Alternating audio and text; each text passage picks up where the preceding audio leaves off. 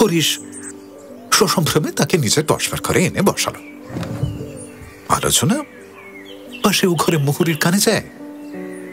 এই ভয়ে দুজনেই সাবধানে একটু নিচু গলায় কথা বলছিলাম। বিধবার কি একটা অসংলগ্ন প্রশ্নে হরিশ একটু হেসে ফেলে জবাব দেওয়ার চেষ্টা করতেই পাশের ঘরে পর্দার আড়াল থেকে হঠাৎ তীক্ষ্ণ কণ্ঠের শব্দ আসলো। আমি সব শুনেছি। বিধবা চমকে উঠলেন। এ কি? হরিশ লজ্জায় আর ভয়ে একেবারে কাঠ হয়ে গেল। পর্দা ঠেলে নির্মলা রণমূর্তিতে বের হয়ে আসলো। হাত নেড়ে কণ্ঠস্বরে বিষ ঢেলে বলল, ফুসফুস করে কথা কই আমাকে ফাঁকি দেবে? মনেও করো না।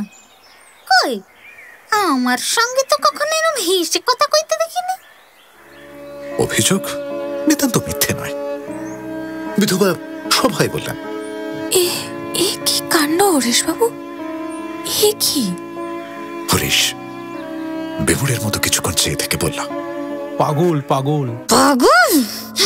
পাগলই বটে, কিন্তু করে দেখে শুনি। এই সপ্তাহের গল্প শুনুন